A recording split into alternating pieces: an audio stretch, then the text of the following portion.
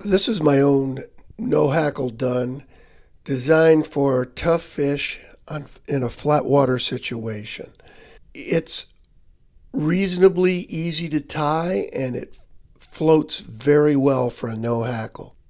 In order to achieve that flotation, though, the tail and the wings need to be tied perfectly, and I'll show you how in this video. It's all about flotation, which can be a challenge with any no hackle. I hope you'll give the Quill Body no hackle a try. It's been a fantastic fly for me. Start the thread just behind the eye and wind all the way back to the bend.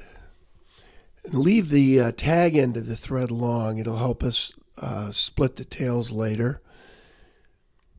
When you get back to the bend, make some X-wraps and build up a little bit of a bump back there. Not huge, just a little bit. Next, we're going to use microfibrils on this fly. If you use hackle, use 6 to 8 strands. If you use microfibrils, use 4.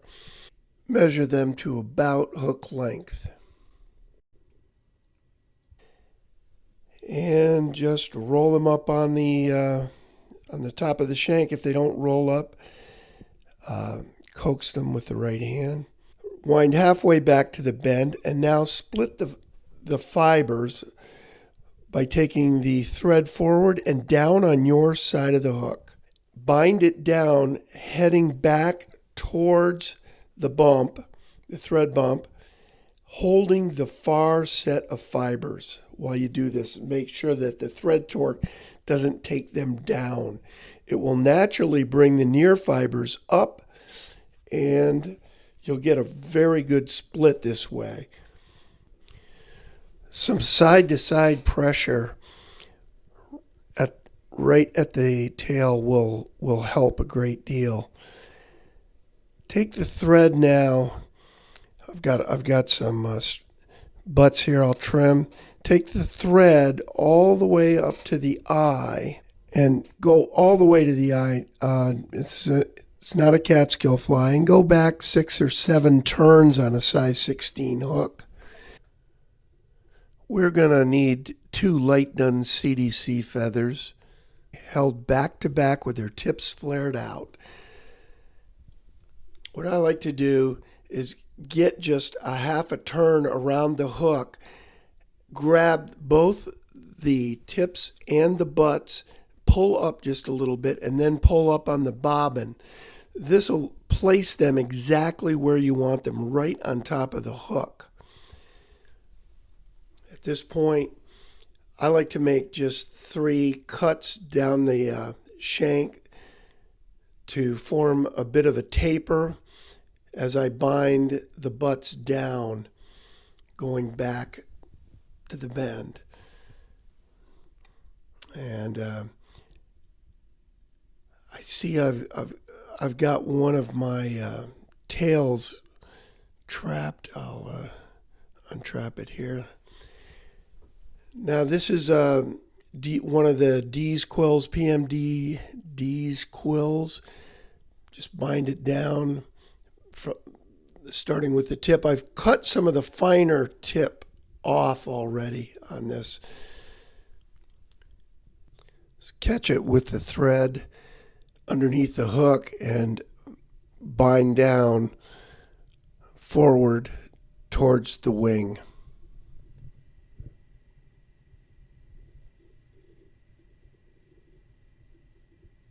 Try to keep the wraps as close together as you can.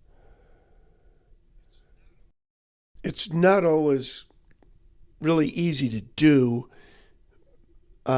These quills can be irregular. Just do your best.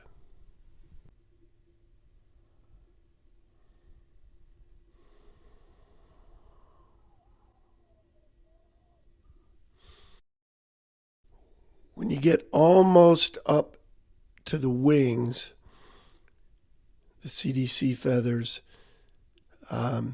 tie off. And I like to trap the quill a couple of times. That's what I was doing, taking a wrap in front and behind and in front and behind. And now we're going to post up the wings. And instead of making all your turns right in front, do some in front and then every once in a while go down towards the eye, and with the idea of building a taper for the thorax.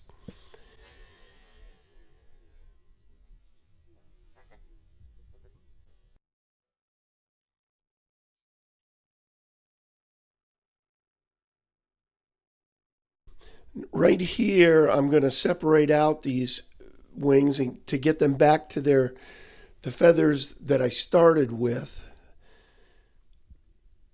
Now I hold the near feather, the one closest to me, and take 4 turns going up the wing and 1 turn around the back of the shank. And then I hold the far feathers and make 4 turns back to front,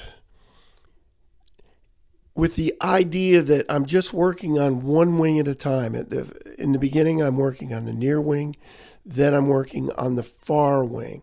And I don't want to move the other wing while I'm working on the wing I'm working on.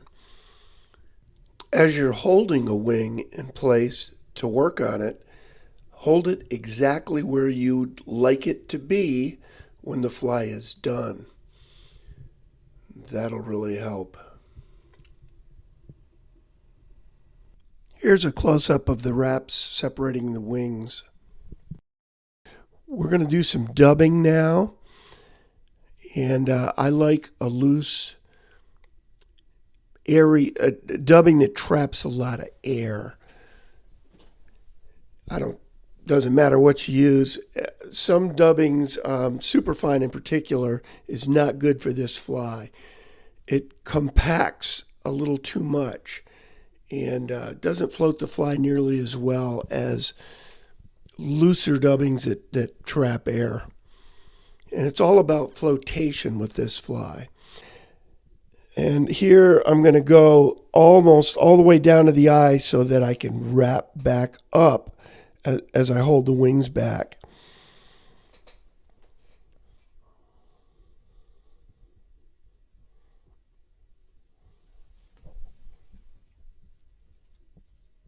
Just do a 3-turn whip finish.